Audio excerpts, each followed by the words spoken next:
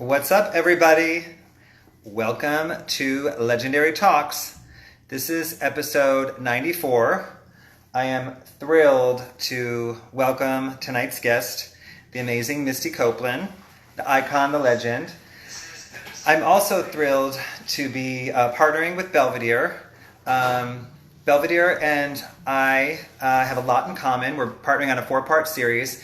We both celebrate authenticity, craftsmanship, and integrity. Woo, woo. Belvedere launched the campaign Made with Nature, focused on nature, and what's really cool is that Belvedere is made of only Polska rye and purified water. The end is a luxurious vodka of taste and character. Belvedere's philosophy is to be natural and simple, period. Belvedere seeks to inspire people to drink better. Quantity over quality. We're not getting any younger people. Tonight, I will be sipping on the Belvedere Super Cocktail Carrot, which is my personal favorite.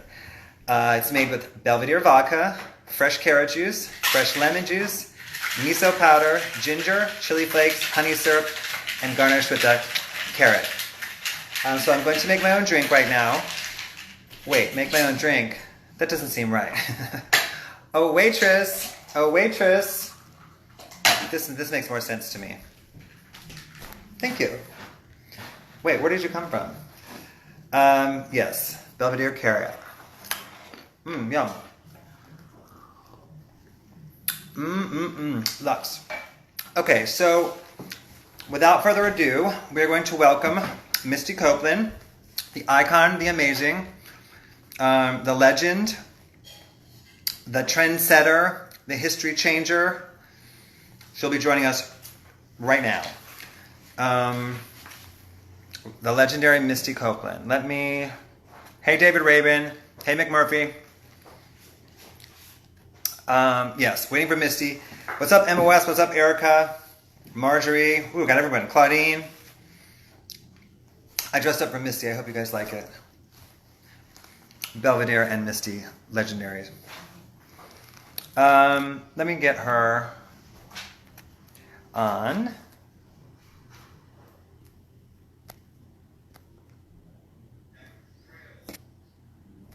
So how's everyone doing? We have a drinking game. We are going to... oh, shoot. I put the wrong name, of course. We have a drinking game, which I'm very excited about. And do you like my outfit? Thank you. What's up, Claudine? What's up, Jean-Mi? What's up, Frank Roberts? What's up, Janelle Monet? Erica, how y'all doing? Yeah, so we're waiting for Misty, and I cannot wait to talk about, the icon that she is and how she has changed the history of the world.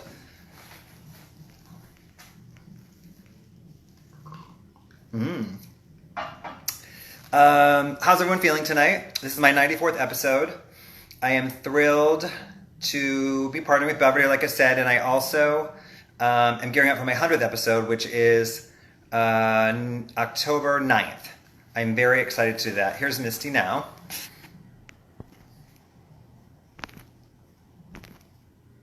The icon, the legend, the history changer. Hi, Boo.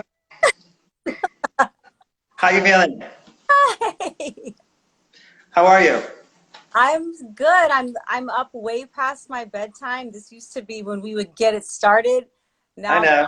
I'm holding on. Thank you. I appreciate that. I know I made you come on late. Everyone. Yeah, I switched. It used to be the show used to be 10:30 New York time. I switched it to 10 because no one could hang. Times are changing. I love it. Thank you so much for having me. There's just so much history, and it means a lot to me. I have so much history amongst New York nightlife. It's been such a part of my journey. So, well, I thank you so much, for doing this. We do have some history, and I think that this show is about celebrating people of culture that have been important. So, I thought obviously you fall into that category. So we do on Legendary Talks. We do have a sipping game. oh, Our sipping word is authentic, which is also lines up, with Belvedere's messaging. but it also describes you and I both. I think that, you know, if anyone that knows either one of us could describe us as authentic. I mean, what does authenticity mean to you? Uh, I think it means being grounded, being honest, being open, being vulnerable, being yourself. Yeah, great. Um, and then also, the first question I like to ask everyone is, describe yourself to me as if I didn't know you at all. Who is Misty Copeland? You know, to some, if I didn't know you. Oh, I mean, hmm. So I'm trying to think like if my husband were to describe me, he would say like silly, clumsy, crazy, sweet, accepting, and loving. Oh, amazing words. Amazing. Great. I would describe you as all those as well. And authentic. Thank Cheers. you. Cheers. So you're from Kansas City, correct? So I was born in Kansas, Missouri, but I moved to Los Angeles when I was 2. So I don't Got know it. Missouri. I grew Got up it. at the age of 2. That's pretty much like what I consider like home, my town, Stampede. Got it. Yeah, and I moved to New York City when I was like 16, 17. So I'm 30 now. It's been a while now. Like I said in the intro, I was like, you know, with the Belvedere, it's quantity over quality. We're not getting any younger. We can't be having 6 drinks, you know, like we used to. So you were basically raised in LA. What influenced you in LA that you think you take with you in life today? I think that I like a carefree quality about me. I need to be by water.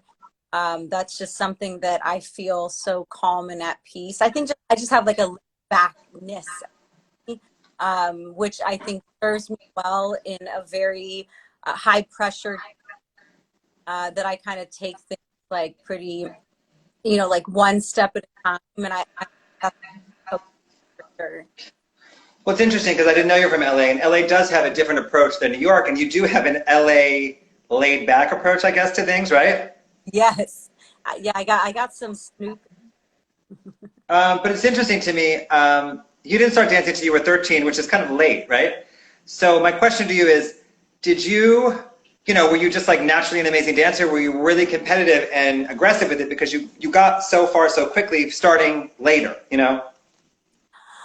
Yeah, 13 is a late age, and what I connected to was music, always. Got Like it. age, I think that was like what connected for me with movement and with dance was my ability.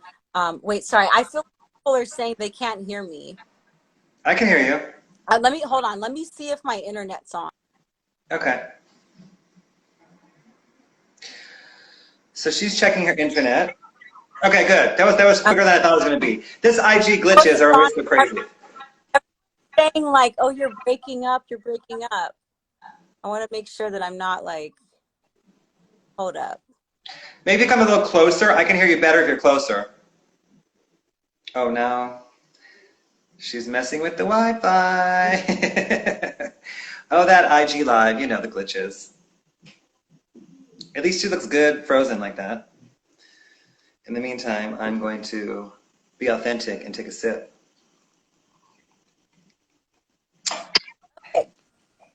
I'm connected to the internet now. I hope Oh, I'm not. right, like, welcome to 2006. I'm like, okay.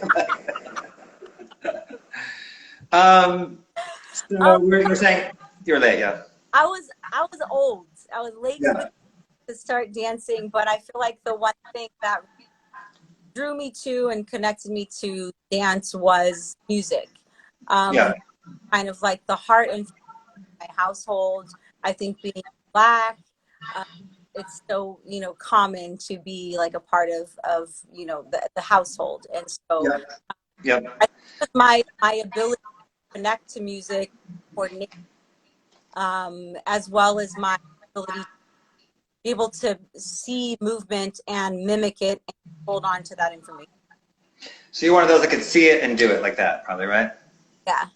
I'm not like that. I can dance good. I have good rhythm, but I can't remember it like that. Yeah. Um, Who's the first Black dancer you ever remember? Um,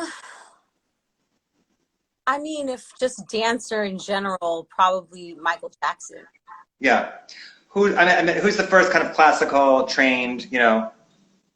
Classically trained.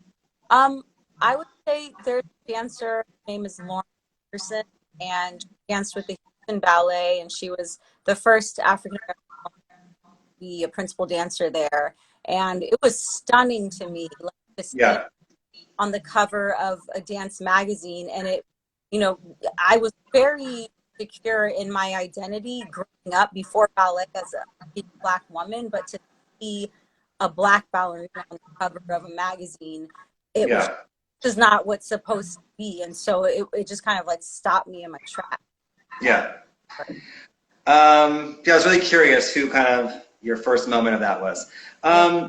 What's the first song you ever remember really connecting to as a young person?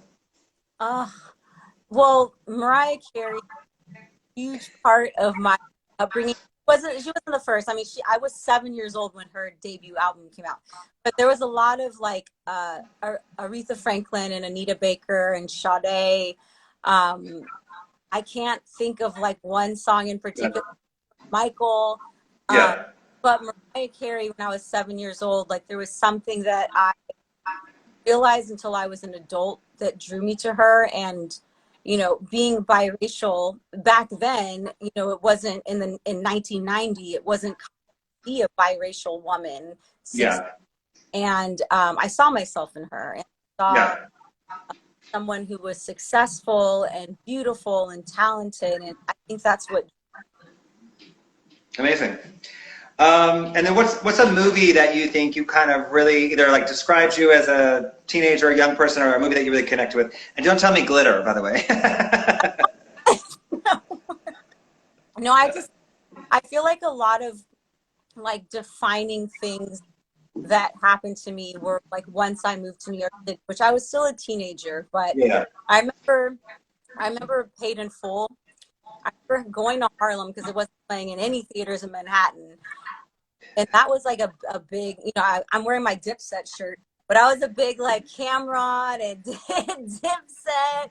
And I remember even like Party Monster because like Limelight and I went before, you know, I was way too young to be up in that club, up in those clubs. But I remember feeling like this is such a part of New York club history, and so I really connected with those movies. Amazing. My first job in New York City was at the Limelight, so based off of Uh-huh. that movie. So, I wonder if you were um, there when I went. let me ask you a question too. Back in those days, like, you know, the teenage years, how did dancing make you feel? You know, was it a sense of power? Was it euphoria? How did it make you feel?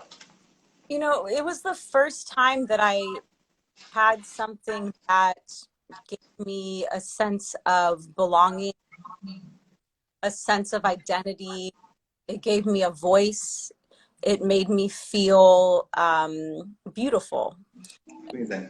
Up like single parent home, one of six kids, often being houseless, like having a home, not having food on the table. It was the first time that I felt like security. Oh, wow. Yeah. Amazing. And then a less deep question. What was the first club you went to?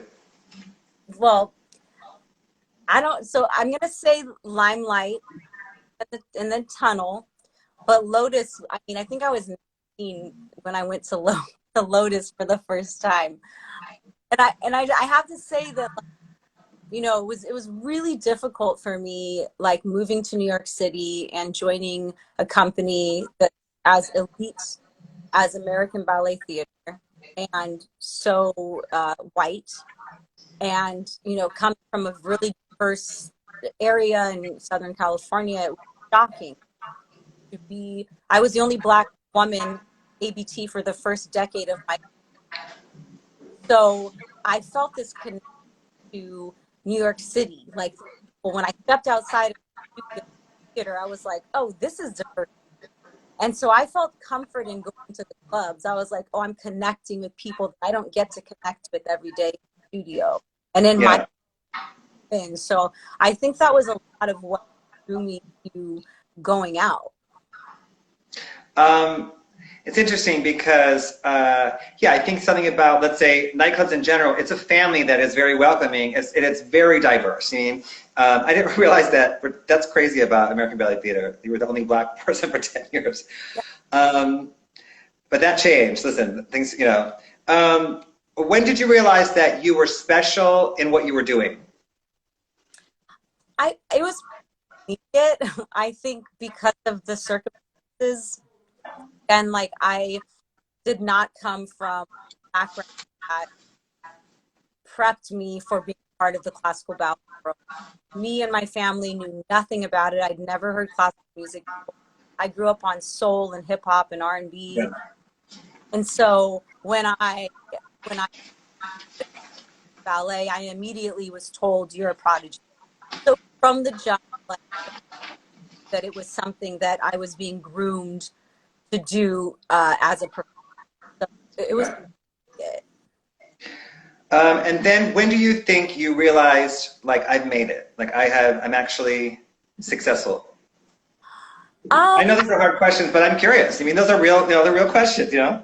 I mean, I feel like I'll have a moment and then I'll come back down to earth, then like have another moment, and then you know what I mean? So it's That's like good. That's, you know, that's being balanced, and that's being, you know, authentic, for lack of a better word. You know what I mean? there you go. So, But I mean, I would say that probably the first time I stepped onto the Metropolitan Opera House stage was a moment of like, oh my gosh, I've yeah. actually reached this point. I would also say that, you know, dancing at Madison Square Garden with Prince was one of those moments. And then, you know, being promoted to principal dancer, the first Yeah. ballerina. First of all, those are three I've made it moments, by the way. You're like, I don't know. I'm like, a girl. And then let me ask you another question, because, you know, I've known you for many years, and I saw you become, you know, literally this like icon of the world, you know. So did you, once you got promoted to principal, you know, the first black principal ballerina of the American Ballet Theatre, were you prepared for the world to react the way they did? No, Yeah, you're like, I just got a promotion. Woo, that's it, right? You're like, it wasn't even like that. I remember getting promoted and my phone just blew up. Everyone was getting mad at me because I wasn't answering. I was like, y'all, I got rehearsal and I got a show tonight. I can't talk. yeah, But, you know, I didn't think that it was going to have such a crossover effect in terms of like the media and yeah, people's interest in my promotion. But it was, you know, a beautiful thing for the play to be recognized and to be in a mainstream space. I think is progress for our. yeah. Of course. I mean, yeah, I was just wondering, were you overwhelmed? I mean, I use like Beverly Bond comes from, I call her from our school. You know, Beverly Bond. You guys, you know, I see Beverly all the time. Like, Bev, you made it. You know, like, so, you know, it's really interesting to see people, you know, on their way out, kind of thing, in a great, you know, really in a really great way. When have you felt famous? What, like, you know, maybe you took your family member like on a private jet or something. When have you felt famous? Oh my God, I don't. I feel like I'm so oblivious to those moments Yeah. that I can literally even well, it's hard. Maybe like finally connecting and bonding with Mariah Carey. Maybe. That's more of like a nerdy fan out moment. You know what I mean? I get it. You're like, oh my God. Like, yeah. That's so funny. Um, well, no, because, you know, I was thinking about you today. I'm like, you know, the reality is you're Misty, my, you know, the homie, but you're, you know, an absolute icon, realistically, in the world that we were in, you know. I was looking at your Instagram and I was like, you know, I thought maybe, I don't know, maybe have like 500,000 followers. I'm like, 2 million followers. Oh my God. And then how do you think you've been able to remain so like pure and authentic within all of this, you know, fame, I guess is the right word. So. I you know I think it has a lot to do with why I do what I do. It's never been for that reason. Yeah, yeah, yeah. I can't think of any ballet dancer that gets into this because they want to be rich or famous, because neither You're of right. those happen. You're right. Not our reality. And you know, the reason that I had that crossover moment, first of all, was connecting with my manager, who sought me out, um, and came to me and said, like, what is it that you want out of your career and out of life? I want to bring back more people. I want to make it first. And everything just took off from there. All of the relationships and endorsement deals, like, I'd never say yes to something just because of respect. Like, it has to make sense for me, and we have to share a common message, and you know, and so I think that just keeps me grounded. And the work that we put in ballet dance, it never ends. And I feel like just being able to put in that work daily is going to make you humble. Yeah, you're right. I mean, listen, I don't think people understand. Dancers are dancing like 9, 10, 12 hours a day at least, you mean? And then performing sometimes, you know. Yeah, really, you're right. That's very humbling to be, you know, dancing since 7 a.m. and then performing that night every day, you know. I don't know how out at the club and doing that. I mean, that's what happens when you're young. You can do. You're right. You're right. I used to go like from a nightclub at 5, 6 a.m. and go to my job at 7 a.m. You know, just go. I mean, so. So the kind of like, you know, insane work ethic leads me to my next question. How did you meet Prince? You know, this day, I don't know. Like, I never got a straight answer from him.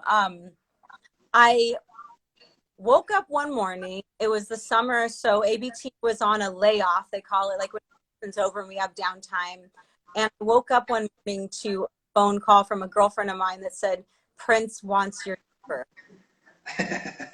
Farthest thing from my mind, you know, and I was like, what country? Like, the Prince of what? Like, what are you doing? You're like, Prince of Saudi Arabia. That's so funny. Yeah, no. It was like, no, Prince the artist. I was, that's strange. And so we ended up speaking, and he was like, I've been trying to get a hold of you for a year, and I haven't been able to connect with you, and I want to use you for a music video of mine. He was remaking the song Crimson and Clover, and ended up shooting the video with another ballerina, and he still wasn't satisfied. And I, within a day of speaking with him, I flew out to LA. I shot the music video, and we connected. I spent the next 3 or 4 years touring all over the country, and my first tour with him was in France, and that was a crazy, crazy, crazy experience. I mean, I worked with him around 2013, 14. I know that I say he's very last minute, and he's also very particular as well. Yeah. So, and fun. He's fun. He's fun. I think one of the surprising things, knowing how particular he is, was that he allowed me to have so much creative, which gave me so much confidence as an artist, which I feel like has affected changed like the trajectory of how my potential. Well, it's interesting, like, you know, a nod of confidence from Prince letting you be you will boost anyone's ego, and, you know, and you know, then you'll take that on with you, you know, in the rest of your life. So it's like Prince is like, do you, boo-boo, you know. Yeah. What did you learn from him? What's the takeaway you think you learned from him? He definitely made me feel comfortable in my skin. Like, I think that I struggled so much, especially at the point, I think I was like 20. I was in my early 20s when we started working together, and I, you know, still was, you know, the only Black woman at ABT, and my identity up to was being other, being different, being the only, and he made me feel like, oh, like, own that. That is so special to be in that place. And so he just made me feel that, like, being unique and being an individual is such a special quality. Oh, amazing. Yeah, no, I think about Prince that he loved everything luxurious. So that makes sense. I mean, he loved anything luxurious, period. I was doing styling his band and all his singers and stuff, and there'd be things that something for $400, something for $1,200, and I would be like, do you want the $400 or $1,200? Always the more expensive one, because it would be better, always, every time. So, and then what's like kind of like a highlight or some highlights from being around him, for being on tour with him and stuff like? There were so many. I mean, I remember my very first tour with him, and being shocked by how personable he was. Yeah.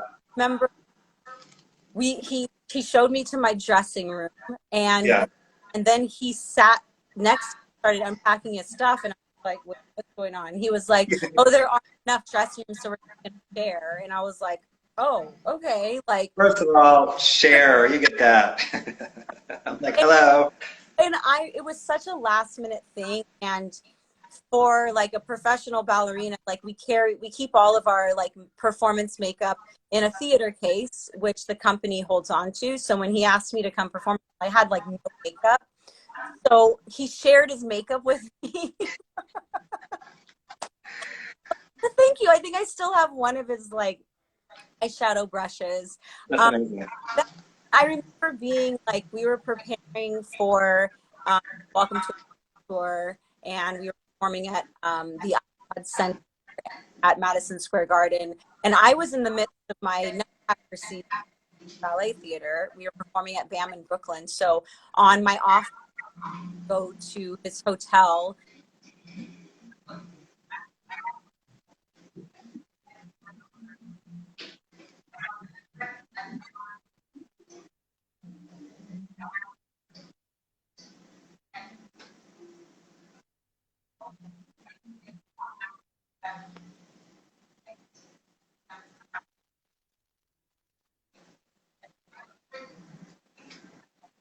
Yeah, no, I agree. Any kind of more intimate moment with Prince was always amazing. And Prince, too, was so interesting because, now that, I've had a lot of time to reflect on him, Prince was, again, so himself and so authentic. Honestly, Prince was himself 100% of the time, you mean? And he was Prince 24 hours a day, you mean? That's amazing. Okay, now another fun question. No. He was Prince 24/7, yeah. Another fun question. What's your first memory of me? Okay.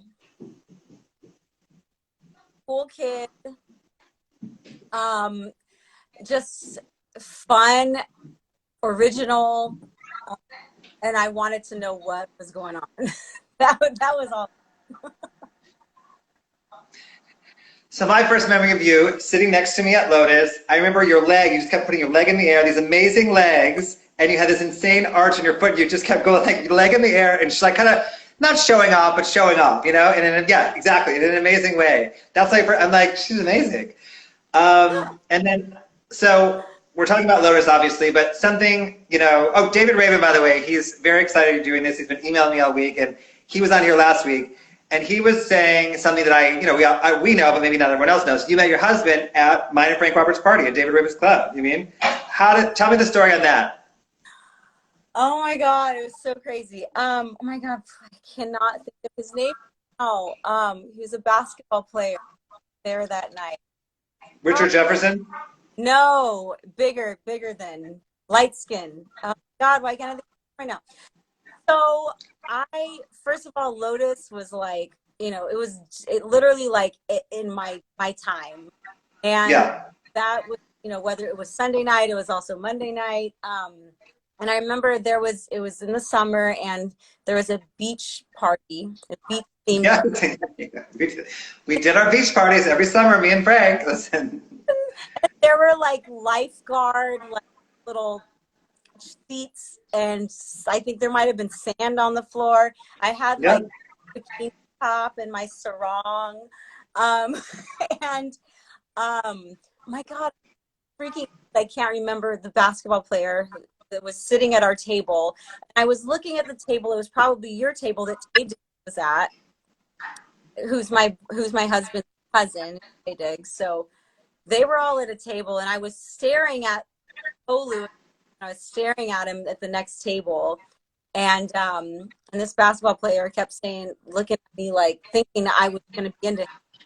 And I was like, nah, like move over. I'm looking at this guy.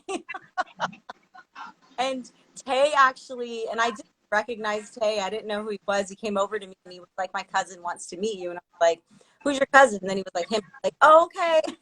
You're like, okay, I'll be right there. That's so funny.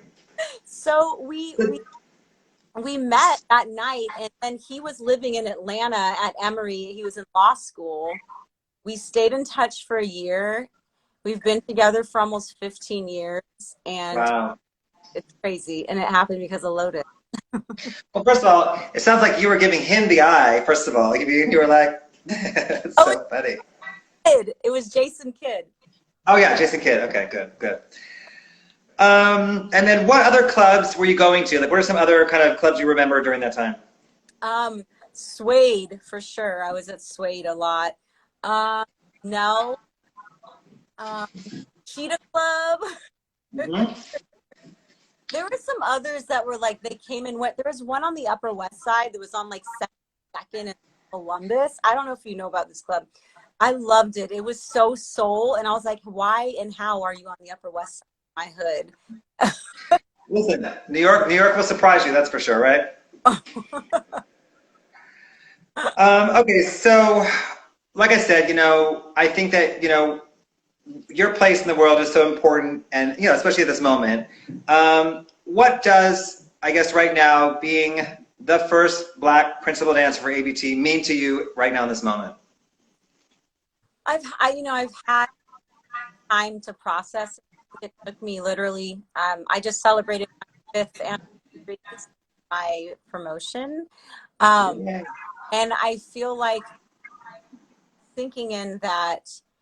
I mean, I've never thought that it was, but it was about getting that title as a Black person and what it could do for the next generation. So, Yep. it's just amazing to be able to stand on the shoulders of so many people that fought, even imagine, for me to be in this place and for me Yeah. to continue to pave the way. And so, just a beautiful thing that I never dreamed could happen.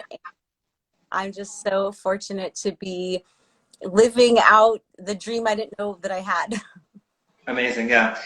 For me, it's like representation matters so much, and you are changing the history of the world. And young Black girls can now see themselves in you in a way that they couldn't before you. So that's how I see it. Just not to put words in your mouth, but another question is, what would you like your legacy to be? I know it's probably a little early to be asking those questions, but Um, I think I just want to for people to see the work that I've put in, that it's about moving us forward, moving the ballet community forward, bringing it into this century, yeah, um, yeah, and moving, our community forward. Um, that yeah, I've put up the fight, I've put in the work, I've sacrificed a lot to bring us all, with me. And then, in the end, that I was a good dancer. and also that was good. Um, and then what would, I guess, in the future be your dream job or dream project, or some, whether it be dancing in a movie, like what would your dream project be? I feel like it's all I have so much going on right now. And I feel like it's always been that way. I feel like Prince was really like a catalyst for all of that. To Yeah. opportunities be ballet, but that are still connected to it. I'm my 5th book is coming out on the 20th. It's called Bunhead, the children's book. And I've got more of the works. I started a production company about 5 years ago. So behind the scenes, as a producer on a lot of incredible film and television projects that I'm really, really, really excited about. Um, I mean, I don't know. Right now, I'm still just focused on dancing, and I'd love to have a family at some point in the future. Yeah. If, And then you're a little glitchy right now. Hold on. Can you see me? yes. Okay. So let me ask you a question. What are the different feelings between dancing in a club versus dancing on the stage? Oh, there's no comparison. Which one do you like better? I I was never that girl that was dancing in the club. Like Oh God. I'm like very introverted. I mean, which seems to be like it doesn't really make sense as I'm a performer. But if I'm not on a stage, then I never felt right like putting on a performance. I just never have been the girl. So I was the girl that was standing up on the booth just like, hey. What was or what is your song that gets you kind of doing that at least? Oh my God. Well, let me say back at Lotus, I would say it was like Jay-Z, Pharrell, I Just Wanna Love You. I love that song. Yep. Right? Okay, and then, getting back to like who you are in this world, like I said, you changed the history of the world, which is something, I just have to acknowledge it as your friend and sitting here talking to you. And, I always think of Laverne Cox, who was also at Lotus back in the day, Laverne Cox. So, I don't think that she necessarily sought out to be the trans, like, spokeswoman for the world. I think she was trying to find her way, become a successful actress. And the world made her this trans spokeswoman, and she graciously stepped into the role. And I'm wondering, with you, I think, you got this great promotion, and then the world kind of made you this spokeswoman. Is that something that you kind of were, prepared for, or, how do you feel about that? No. I don't think anyone's prepared for it. I don't think anyone, that's what I'm saying. Like, I just use Laverne Cox as an example because she stepped into it so graciously, like you, just stepped into the position that you didn't even knew you were wanted, so. Yeah. It was really organic. And I feel like I just kind of like went with things. Can you hear Yeah. me? Or glitching again? You're kind of glitchy. Why? I'm like, let me see if I can move and get better service. Are you in your closet? I'm in my closet. Maybe that's why. I'm like. I know in the back, all the boys are outside. Ralph is here. Priya's husband, having a boys' night football. How rude. Closet. How rude when we're talking about, I don't know, Jay-Z and Lotus. How rude. You mean? How rude. No, it's always been, I think, something that just it was a part of me. It was a part of me, and it just was something that I knew was a part of my responsibility. Very rare to be in this position, and I often felt like I don't know if I'm ever going to see a Black woman at ABT again in my lifetime. So take advantage of the moment. Set an example. Yeah, it's like, you got to take it while it's there. So what are you going to not, step into the, not be the person, So, I think, again, so being authentic to me is kind of like a superpower.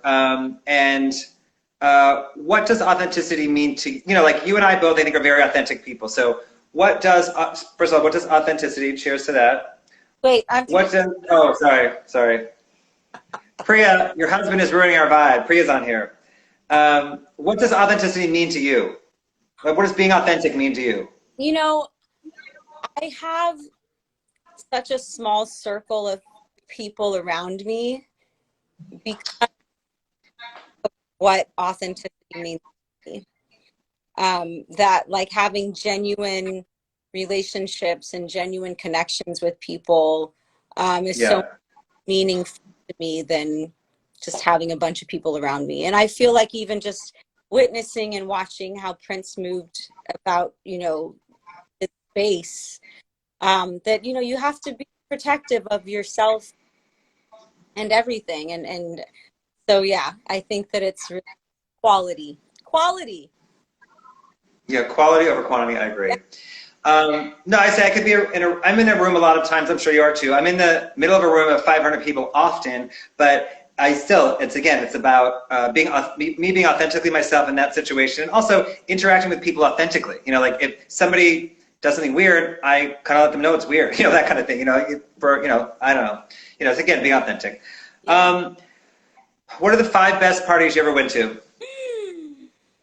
Okay, so definitely your beach party with my husband. Yeah, Um, exactly. there was a party. It was my 21st birthday. I was such an NERD, Pharrell. Like I loved. I mean, I was obsessed with Khalees, with the clips, and we were at Suede, and Beautiful had just come out with Snoop, with Pharrell and Snoop, and I Yep. remember Justin Timberlake and Pharrell were in Suede, and the club was like packed, like it was ridiculous, like you couldn't even move. It was like shoulder to shoulder, and I feel the tap on my phone, and I turn around and it's Pharrell, and he whispers in my ear, "You're beautiful, girl," or something like that, and I was like, "Oh no." You're like, oh my God, like that's so funny. That's a great moment. But I was like obsessed with him, and I was so young, and I was like, "Oh my God, Well, it's the first first." of all, happy birthday to you. That's amazing. You Was his mean? best birthday. So that was definitely one of them. Definitely some moments. I don't know. Do you remember Cheetah Club? Yeah, I worked there. I did the door there. There was You're some. talking to me. Hello. I'm like, I mean, why am I asking you that? There was some good dirty nights there. yeah, I agree. It's very dark there, very cheetah, like, I don't know what else. I mean, I feel like okay. so much of my time at Lotus that like that's kind of all Uh, I. we'll take Lotus as like 1, 2, and 3. The other ones can be 4 and Yeah. 5. So I have another question. So if you can go to dinner with 4 people living or alive, who would it be? Mm. Dave Chappelle, Great. Maya Angelou, Amazing. Mikhail Baryshnikov, Ooh, good one. um, Mariah Carey. First of all, I was waiting for that one, by the way. Great, good one. I'll come to that dinner. Let me ask you a question too. So right now in your life, and not Corona, but like in the past year or so, what inspires you right now in your life? Um, the next generation, like young Amazing. people. I have so many people that I mentor. Just seeing Yeah. just how much better they are. Like that's like the meaning of like life is like to make the next generation more than us, to make the world better, smarter, and more involved. And so it's just so impressive to me to see like, people that were our age, like we were going out, and like to see the things they're doing now. Like to me, that's so inspiring. Oh, amazing. And what are you grateful for at this moment? I'm grateful for the stability, security, and love that I have in my life that I didn't grow up with and never Yeah. have. And it's an amazing feeling. Oh, that's a beautiful, beautiful answer. I'm so happy for you. And then finally, how can we support you right now? It's kind of a weird time in our world. How can we support Misty Copeland right now? Well, so I have a relief effort that I started for dancers. It's called Swans for Relief. It's a GoFundMe, um, and dancers are really suffering right now without theaters Yeah. open. And it's I brought together 32 ballerinas from 22 different ballet companies in 14 countries, and we all came together to raise funds for our respective companies' COVID relief funds. So you can do that, or you can just follow me on my social accounts. Send me the information on that. I'll post it for sure for you. Yeah, for sure. Um, okay, so this is the end. This is the end of our journey. I want to cheers to authenticity. Yes. And then, I really do want to thank you for doing this. We're here to celebrate people that have been important to culture. It goes without saying that you're important to this world, the whole world and what you have accomplished and what you represent. But, the reality is, even just from this conversation, I kind of forgot that you have worked so hard. And I don't think people know that. They just see you beautiful on the red carpet, on the cover of the magazine, but you're working hours and hours and hours. And you have dedicated your entire life to being the best at what you do, and to really, really, really stepping into this role that the world gave you so graciously and so amazingly. And you have literally changed the history of the world. And I just want to celebrate you so much for all that. You know, I love you. Thank you so much. I love you too. Thank you so much for having me. And I can't wait to be back in the club with you. Yep, can't wait to dance it up with you. Yeah. So I love you, my darling. Thank you. I really appreciate you doing this. Thank you so much. You have a great night. Love you. You. Cheers. I also want to talk about Legendary Talks a bit. So what makes Legendary Talks so special is that it's basically me and my friends just being creative. Oh, Misty's still there. How do we... oh, let me X her out. Yes. She's not going anywhere. Well, she's still there though. Yes, like I said, what makes Legendary Talks so special is that, you know, it's me and my friends who are sharing their real creative stories and their experiences. They stay true to themselves in all that they do without compromising, which is really amazing. So as with Belvedere, their debut campaign of Made with Nature reminds us that they are made with only Polska rye and purified water, resulting in a luxurious vodka that tastes great and has character, like my luxurious Belvy and Carrot. Definitely check out their website for recipes like this one, my favorite, the Belvy Carrot. I want to thank them for partnering with me, and I want to thank the amazing Misty Copeland for tonight. Love you guys. Thank you. Legendary Talks, episode 94.